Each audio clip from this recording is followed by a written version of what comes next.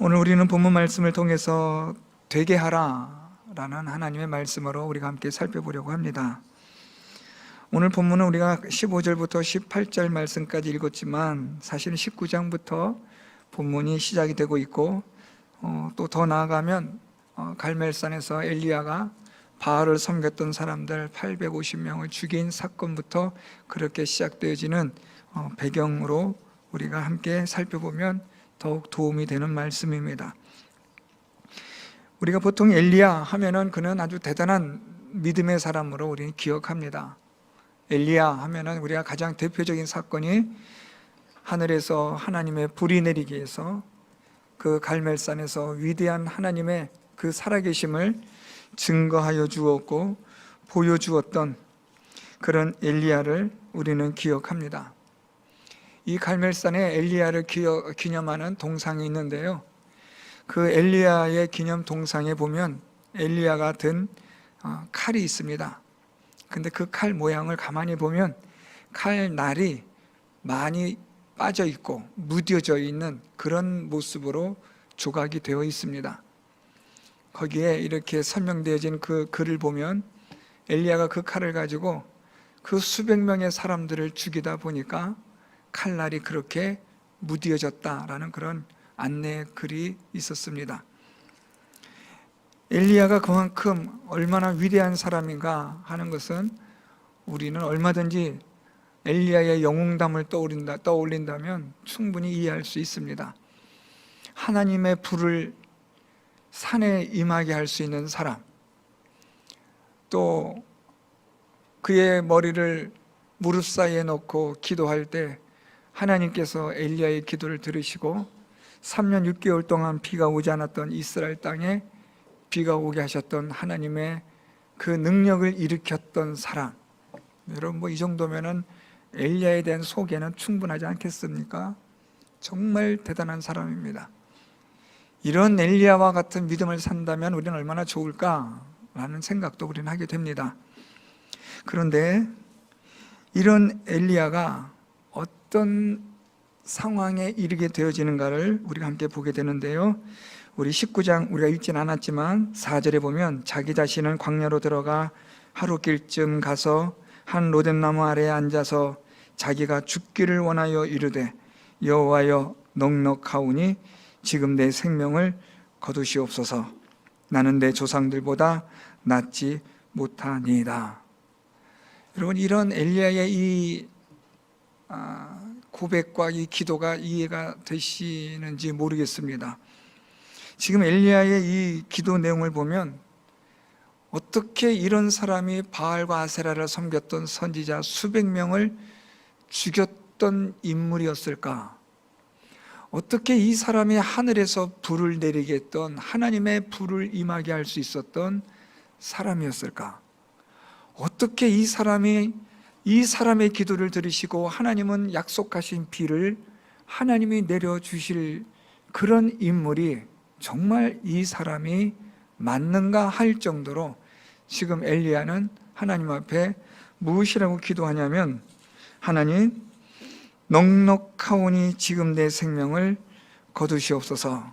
지금 엘리야가 하나님께 그렇게 기도하고 있습니다. 이걸 조금 우리가 쉽게 번역하면 이렇게 됩니다. 하나님, 다 끝났습니다. 해도 되지 않습니다. 끝은 보이지 않습니다. 하나님, 나 이제 못할 것 같습니다. 나를 죽여주십시오. 그런 기도입니다. 여러분, 올 한 해 어떻게 사셨어요? 많이 힘드셨죠? 경제적으로나 사회적으로나 또 코로나 때문에 얼마나 많이 힘듭니까?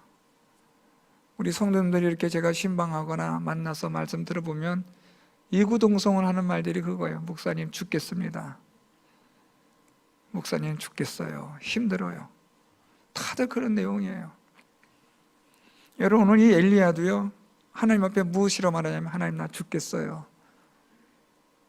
더 이상 하나님 할 수 없겠습니다. 지금 엘리야가 하나님께 그렇게 기도하고 있는 거예요. 왜냐하면 해도 끝이 보이질 않아요. 하나님이 하늘에서 불을 내리면 뭐하고, 바알과 아세라 선지자를 수백 명 죽인들 무엇합니까? 이세벨은 기세등등해서 여전히 살아있고 자기를 죽이려고 하고 있고, 그 이세벨을 피해서 지금 엘리야는 도망하고 있잖아요. 이런 기막힌 현실 앞에서 엘리야가 낙심하는 것은 너무 당연한 것 아니겠습니까? 이만큼 했으면 이제 이 아합이나 이세벨의 우상 숭배의 시대는 끝나야 되지 않겠습니까? 바알과 아세라 선지자들 수백 명을 죽였다면 이제는 어느 정도는 좀 희망도 보이고 좀 장밋빛 미래 같은 것도 좀 보여지는, 그 무언가의 따뜻한 어떤 훈풍이 불어오는 그런 무언가가 있어야 되는데, 오히려 이세벨은 저 엘리야를 죽이지 않으면 내가 저주를 받겠다 하고 사람들을 풀어서 지금 엘리야를 잡아 죽이려고 하고 있는 상황으로 엘리야는 내몰리고 있는 거예요. 수백 명의 바알과 아세라를 섬겼던 사람들을 죽였고, 하늘에서 하나님의 불이 내려 하나님은 살아계신 하나님임을 증명하여 주었고, 3년 6개월 동안 비가 오지 않았던 것을, 그 비를 엘리야를 통하여 하나님께서 비를 내려 주셨지만 결과는 아무것도 변한 게 없어요. 여러분, 이 정도 되면 더 이상 뭐 어떻게 하겠어요, 여러분? 오늘 엘리야가 그래서 하나님께 기도하는 그겁니다. 여호와여, 넉넉하오니 지금 내 생명을 거두시옵소서. 하나님, 해도 안 됩니다. 다 끝난 것 같습니다. 차라리 이세벨의 손에 죽느니 하나님의 손에 죽겠습니다. 하나님, 나를 이제 죽여주십시오. 지금 엘리야가 하나님께 이 기도를 드리고 있는 겁니다. 자, 그런데 여러분, 이 엘리야가 하나님께 이 기도를 하기 위해서 오늘 4절에 보면 이런 말씀이 있어요. 19장 4절에 지금 3절부터 보면, 그가 이 형편을 보고, 지금 이세벨이 죽이려 했거든요. 그가 이 형편을 보고 일어나 자기의 생명을 위해 도망합니다. 유다에 속한 브엘세바에 이르렀어요. 유다 마지막 땅 끝까지, 이 마지막 경계예요. 경계까지 이르렀습니다. 그리고 그곳에 자기의 사환을, 종을 머물게 하고, 이제 4절에 엘리야는 광야로 들어가 하룻길쯤 갔다라고 말해요. 하룻길을 걸어가서 로뎀나무 아래에 앉아서 하나님께 죽여달라고 마지막 기도를 하고 있는 거예요. 여러분, 참 어렵고 힘든 이 인생길을 우리가 살면서 우리 인생의 위기를 만날 때마다 우리가 어떻게 이것을 극복할까요? 자포자기가 되어지고 다 낙심되고 다 끝났다고 여겨져서 이제 그나마 잡고 있던 그 지푸라기 같은 것도 놓고 싶은 그런 심정이었을 때 우리가 이제 어떻게 해야 될까요, 여러분? 그냥 포기할까요? 뜻대로 되지 않고, 아무리 해도 애를 써도 되지 않고, 아무리 수고해도 손에 잡히는 것이 없고, 소망도 보이지 않고, 이것은 터널 같지 않은 동굴처럼 끝은 보이지 않고, 파도 끝없이 막혀있는 그런 암담한 현실 앞에서 여러분, 이제 우리는 어떻게 해야 될까요? 오늘 이 엘리야가 이런 상황에서 그가 한 행동이 하나가 있는데, 하룻길을 광야로 들어갔다라는 거예요. 하룻길을 갔다라는 말은 하루 종일, 그러니까 하루 24시간 정도로 걸어갈 만한 그런 거리를 광야로 들어갔다는 말은 아주 깊은 광야로 들어갔다는 말이겠죠. 왜요? 왜 엘리야가 이 깊은 광야로 들어갔을까요? 물론 죽으러 들어가는 거예요. 죽으러 들어가는데, 근데 이 엘리야가 이 하룻길의 광야로 들어가서 그가 마지막으로 하고 싶었던 게 있었다는 거예요. 그게 바로 하나님께 마지막 기도하는 거예요. 그 기도의 내용은 아시다시피, 하나님, 나 죽여주세요. 나 끝났습니다. 소망이 더 이상 보이지 않습니다. 이 기도를 하기 위해서 하룻길을 광야로 걸어 들어간 겁니다. 저는 이 말씀을 통해서 여러분, 우리가 시작하는 이 본문 말씀은 참 비관적이고 낙심되어지는 소망이 보이지 않는 말씀으로 시작하지만, 그런데 여기서 여러분 아주 여명의 빛을 하나 발견하게 돼요. 아주 작은 불빛이 하나 보여지는데, 그게 뭐냐면 하나님을 만나기 위해서 하룻길을 들어갔다는 거예요. 여러분, 우리 인생의 마지막 순간이라고 여겨졌을 때, 모든 것 다 끝났다고 여겨졌을 때, 여러분 마지막 카드가 하나 남아 있음을 기억하시기 바랍니다. 우리 인생의 마지막 카드가 하나가 있는데, 그게 누구냐? 그분이 바로 만군의 주 여호와 우리 하나님이 되신 줄 믿습니다. 여러분, 그분을 만나셔야 돼요.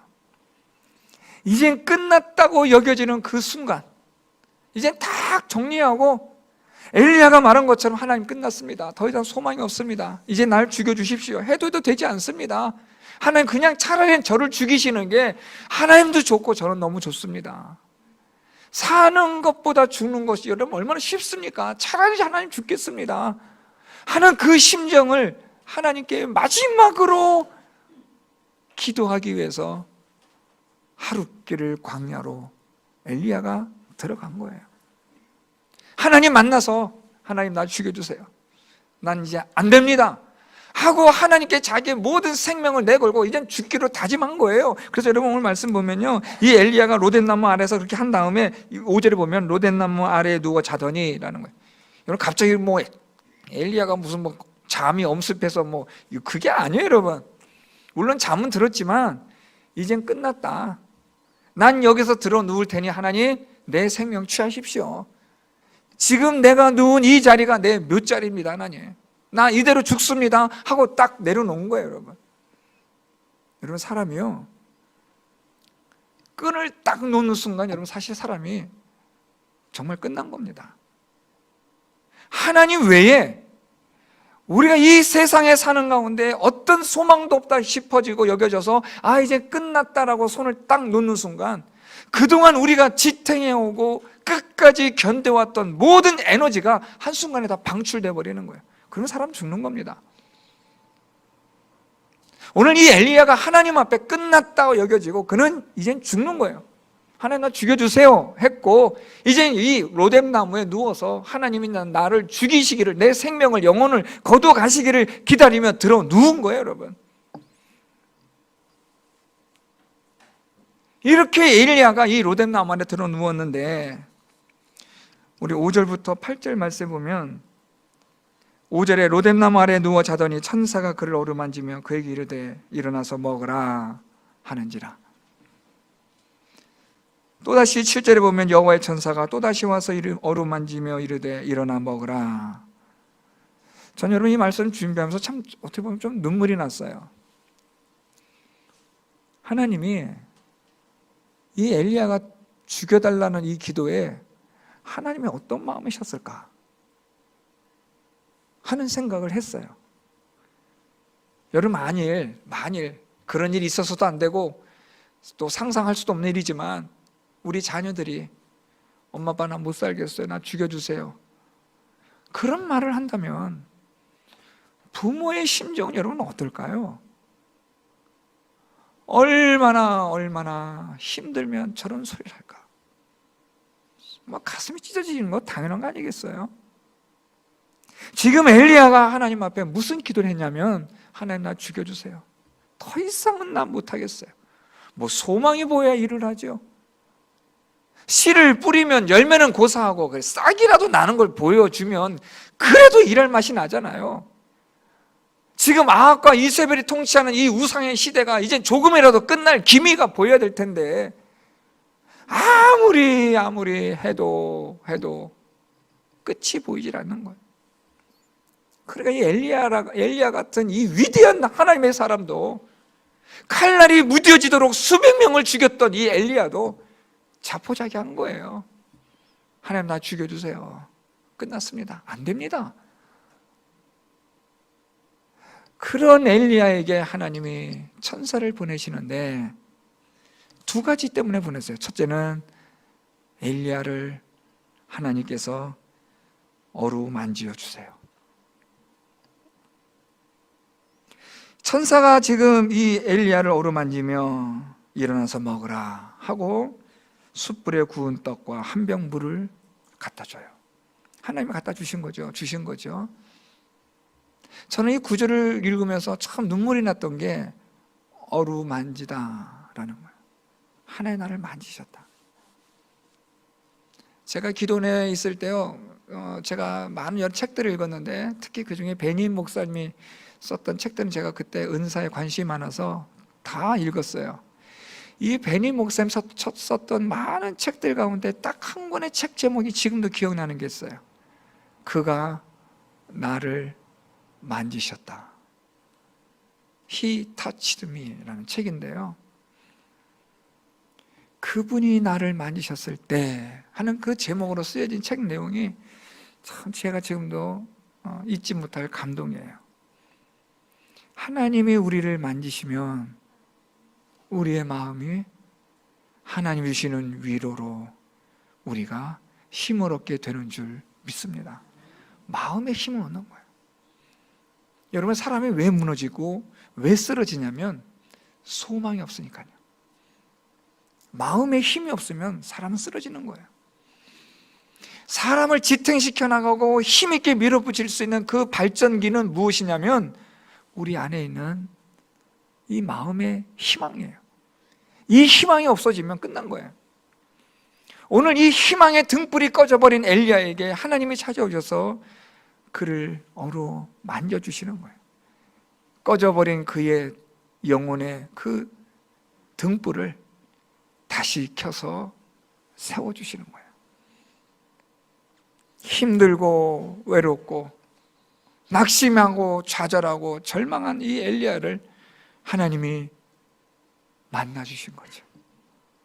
하룻길을 걸어서 하나님 나 죽여주세요라고 말하는 그 엘리야를 보시고 하나님이 그를 만나셔서 하나님이 그를 만져주시는 거예요. 저는 이 표현이 만지다라는 표현인데요, 어떤 제가 기억나는 그 그림에는 보면요, 거의 안다시피 하면서 엘리야를 안아주는 그림이 있어요. 정확하게 화가는 기억이 안 나는데요, 저는 그 그림을 보고 그때도 감동을 받았어요. 어루만지다 그냥 우리처럼 이렇게 손을 만진다는 그런 개념으로 이해하는데 그 화가는 그 그림에서 거의 엘리야를 안아주듯이 안는 그림이었어요. 마치 탕자가 아버지께로 돌아왔을 때 아버지가 그를 안아주었듯이 말입니다. 사랑하는 성도 여러분, 낙심되고 좌절이 되고 다 끝났다고 여겨질 때 하나님을 찾으십시오. 하나님이 여러분을 만나주시고 안아주시고 위로하여 주실 줄 믿습니다. 뿐만 아니라 오늘 말씀에 보면 구운 떡과 물을 준비하세요. 엘리야의 마음을 하나님께서 위로하셨다면, 두 번째는 하나님 무엇을 준비하셨냐면 엘리야의 육신에 필요한 것을 하나님이 준비하신 거예요. 여러분, 우리 인생 사는 가운데 우리가 여러 가지 많은 일들로 낙심하게 될 일이 있지만 대표적인 것들이 뭐예요? 우리 눈앞에 나타나지 않으니까, 우리 손에 쥐어지지 않으니까 우리가 낙심할 때가 얼마나 많아요. 하나님 오늘 이 엘리야에게 나타나셔서 이 엘리야를 만나 주시면서 그를 위로하여 주실 뿐 아니라 그에게 떡과 물을 주심으로 그의 육신의 필요를 채워주세요. 하나님은 이 엘리야부터 먼저 만져주시는 거예요. 엘리야의 그 상처, 그의 낙심, 좌절된 마음 하나님이 만져주시고 어루만지시고 안아주시고, 그래서 그 마음에 다시 용기를 일으킬 수 있는 그런 새로운 시작을 주심과 동시에 엘리야에게 필요한 육신에 필요한 것들을 하나님이 주신단 말이에요. 우리 7절에 보면 여호와의 천사가 또다시 와서 어루만지며 이르되 일어나 먹으라, 네가 갈 길을 다 가지 못할까 하노라. 육신에 필요한 것들을 하나님 주시면서 네가 가야 할 길을 가야 한다. 오늘 하나님이 엘리야에게 육신의 필요를 채워주세요. 마음의 위로와 또한 육신의 피로를 채워주시면서 하나님이 천사를 통하여 하신 말씀은 내가 가야 할 길을 가야 한다는 거죠. 그래서 오늘도 하나님 우리에게 절망하고 좌절하고 낙심한 우리에게 하나님이 우리를 일으켜 주세요. 포기하지 말라고 하시는 거예요. 힘을 내라고 말씀하는 거죠. 야, 괜찮아, 힘내. 오늘 하나님이 저와 여러분 우리에게 우리를 안아주시며 어루만져 주시며 하나님 하시는 말씀이 바로 그런 내용입니다. 우리의 육신의 피로를 채워주시면서 다시 하면 돼, 괜찮아, 내가 너와 함께한다. 하나님의 이 약속의 말씀과 위로가 오늘 저와 여러분 우리를 여기까지 하나님께서 인도하여 주신 줄 믿습니다. 여러분, 이 하나님이 이 엘리야를 이렇게 일으켜 주세요. 죽겠다고 하니 엘리야를, 죽여달라는 이 엘리야를 하나님께서 위로하여 주세요. 그랬더니 여러분 보세요, 8절에 이에 일어나 먹고 마시고 그 음식 물의 힘을 의지하여 40주 40야를 가서 하나님의 산 호렙에 이르니라. 완전히 엘리야가 달라지는 거예요. 하나님의 위로를 경험하고 육신에 필요한 것들을 하나님이 공급하여 주시자 이 엘리야가 완전히 새로운 사람으로 거듭나는 거예요. 하나님의 위로가 임하면 여러분 우리의 영혼은, 우리의 심령은 완전히 새롭게 되어지는 역사가 일어나게 되는 줄 믿습니다. 우리의 육신의 모든 필요를 하나님이 공급하여 주시는 줄 믿습니다. 어떻게 하면요, 우리가 하나님을 만나러 들어가면 하나님이 우리의 모든 것들을 고쳐주시고 회복시켜주시고 채워주시는 하나님이십니다.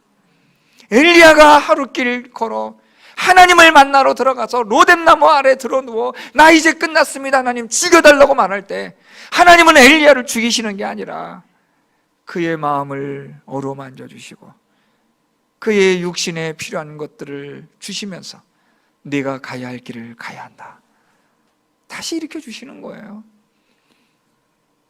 여러분이 지금까지 살아오시면서 여러분 얼마나 낙심될 때 얼마나 많았어요. 힘들 때가 얼마나 많았어요. 그런데 여러분 가만히 기억해 보세요. 하나님께서 그때마다 여러분들의 마음을 일으켜 세워주신 줄 믿습니다.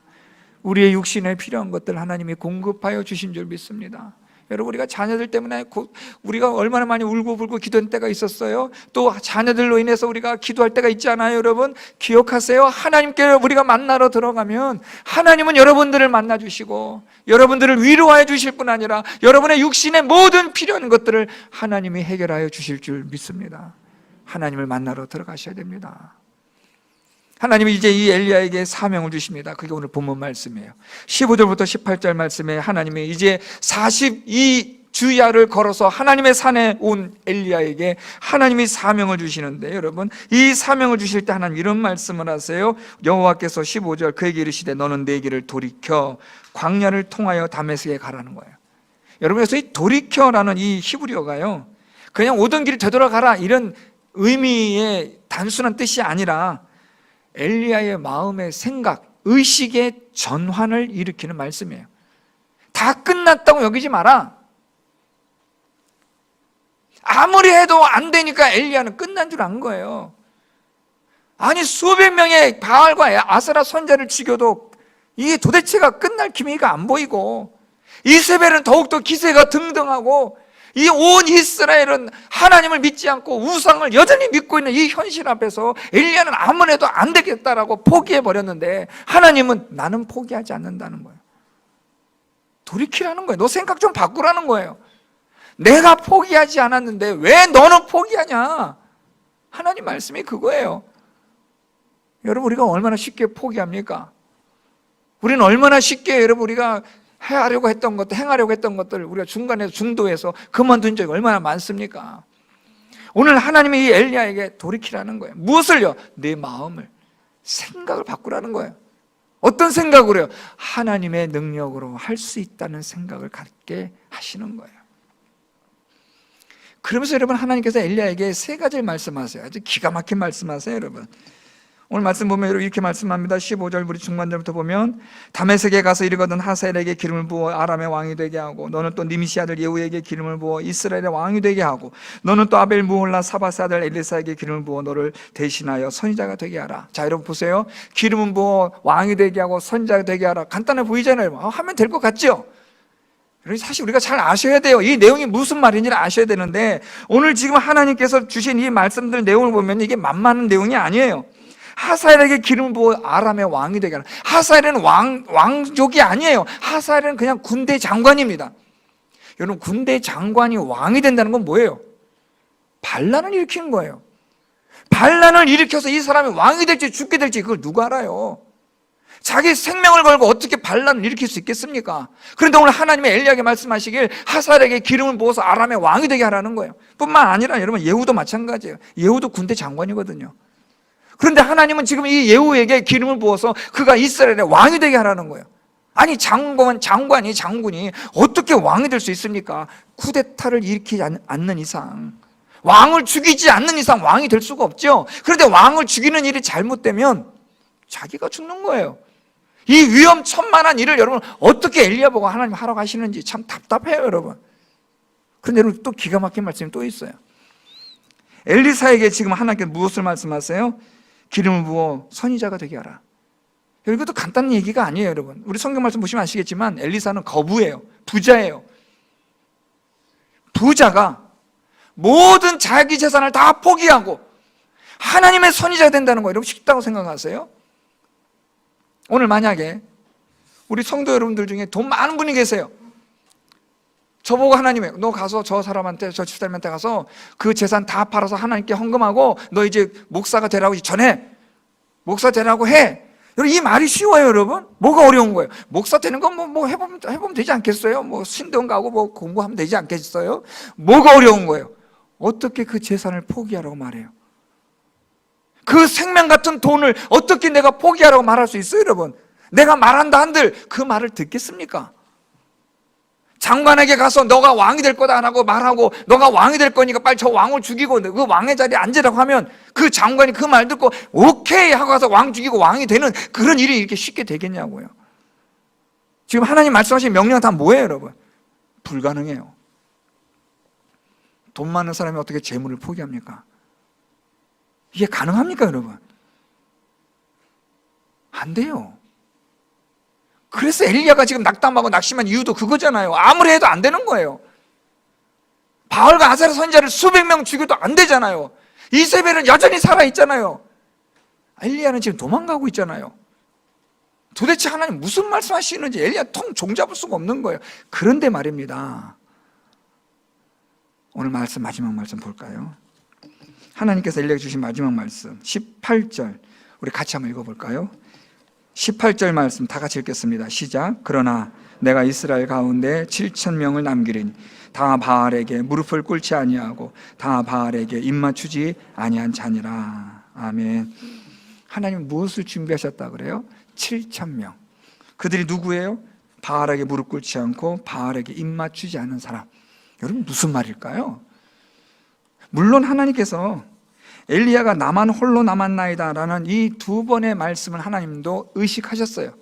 지금 엘리야는 하나님 앞에 하나님 나밖에 없어요, 하나님 믿는 사람 나밖에 없어요 라고 한 이 말에 대해서 하나님은 지금 의식을 하셨어요. 10절과 14절에 엘리야가 두 번이나 반복해서 나만 남았습니다, 하나님 믿는 사람 나밖에 없습니다 라고 계속 강조해서 말해요. 하나님이 아마 이걸 의식은 하셨을 거예요. 그럼에도 불구하고 왜 하나님의 엘리야에게 이 7,000명을 남겨놨다라고 왜 말씀할까요? 너만 하나님 믿는다고 까불지 마라, 7,000명 있다, 이런 뜻일까요? 물론 그런 의미도 있을 수 있겠지만 그건 정확한 의미는 아닌 것 같아요. 왜냐하면 본문의 정황에 비춰보면 그건 별로 설득력이 없어요. 불가능한 일을 지금 하나님이 하라고 하시는데, 할 수 없는 일을 하라고 하시는데 왜 하나님이 이 7,000명의 사람을 남겨놨다고 왜 말씀하실까요? 이 7,000명의 사람들은 누가 남겨놓으신 거예요? 하나님이요. 무엇으로요? 하나님의 능력으로요. 이 7,000명을 남겨놓을 수 있는 능력을 가진 분이 누구라고요? 하나님이라는 거예요. 다시 정리하면 하나님은 엘리야에게 하사엘을, 예후를, 엘리사를 왕으로, 선지자로 세워라. 내가 너에게 준비한, 예비한 능력을 주겠다는 거죠. 엘리야가 로뎀나무 아래에서 하나님 나 죽여주세요 그렇게 기도했는데 하나님은 이 엘리야를 위로하시고 새롭게 만들어주세요. 그리고 나서 네가 가야 할 길을 가야 한다. 너의 사명을 네가 끝까지 감당해야 한다. 불가능한 사명같이 보여도 할 수 있다. 왜냐하면 내가 너에게 예비한 힘과 능력을 주겠다는 거죠. 사랑하는 성도 여러분, 제가 우리 송구영신 예배 말씀 준비하면서 여러 가지 말씀들을 준비하다가 이 말씀을 선택했어요. 여러분, 이제 우리 내년 2023년 새해 어떤 일이 일어날지 잘 모르겠습니다. 올해도 겨우겨우 참 하나님 은혜로 우리가 살아온 것 같아요. 내년 새해 어떻게 될지 전 잘 모르겠습니다. 아마 불가능한 일들이 많이 있을 겁니다. 어려운 일들도 많이 있을 겁니다. 예상치 못한 일들도 많이 있을 겁니다. 그런데 여러분, 낙심하지 마십시오. 포기하지 마십시오. 우리 가야 할 길을 끝까지 가게 하시는 하나님께서 예비하시고 준비하신 능력을 저와 여러분 우리 모두에게 주실 줄 믿습니다. 불가능한 일같이 보여도, 할 수 없는 일같이 보여도 하나님이 우리에게 예비하신 힘과 능력을 주신다면 우리는 얼마든지 그 모든 일들을 감당할 수 있는 줄 믿습니다. 우리는 안 됩니다. 우리는 할 수 없어요. 그렇지만 하나님이 예비하신 그 하나님의 능력, 7,000명을 남겨놓을 수 있는 하나님의 그 능력이 우리를 위하여 준비되어져 있다면 어떤 불가능한 일들도 우리는 가능하게 만드는 하나님의 위대한 역사를 2023년 새해 우리가 써내려갈 줄 믿습니다. 사랑하는 성도 여러분, 기대하십시오. 하나님께서 우리를 위하여 예비하신 능력 가지고 불가능한 일들을 하나씩 헤쳐나갈 때마다 여러분들의 입을 통하여 하나님께 찬양과 영광과 감사를 돌려드리는 새해가 될 것을 기대하며 소망하는 여러분 될 수 있기를 바랍니다. 로젠나무 아래에서 하나님 나 죽여주세요라고 그렇게 기도하세요. 여러분, 하나님 만나러 들어가세요. 여러분, 어려운 일 만나면 그냥 자포자기 하지 말고 식음을 전폐 들어놓지 말고 엘리야처럼 하나님께 나아가세요. 죽기를 각오하고 하나님께 매달리세요. 그러면 하나님께서 여러분들을 위로하여 주시고 예비하신 힘과 능력을 주셔서 내가 가야 할 길을 가야 한다, 내가 너를 위하여 준비한 예비한 힘과 능력을 가지고 이 일을 감당하라, 우리에게 그런 귀한 일을 맡겨주실 줄 믿습니다. 새해 우리 교회 공동체와 우리 성도 여러분들의 가정과 산업과 일터에 하나님이 예비하시고 준비하신 하나님의 능력을 가지고 어떤 불가능한 일이 할지라도 그 모든 일들을 가능케 하시는 하나님의 위대한 역사를 만들어내는 우리 교회가 되고 성도 여러분들이 될 수 있기를 예수 그리스도의 이름으로 축원드립니다. 말씀을 생각하며 함께 통성으로 기도합니다. 하나님 아버지,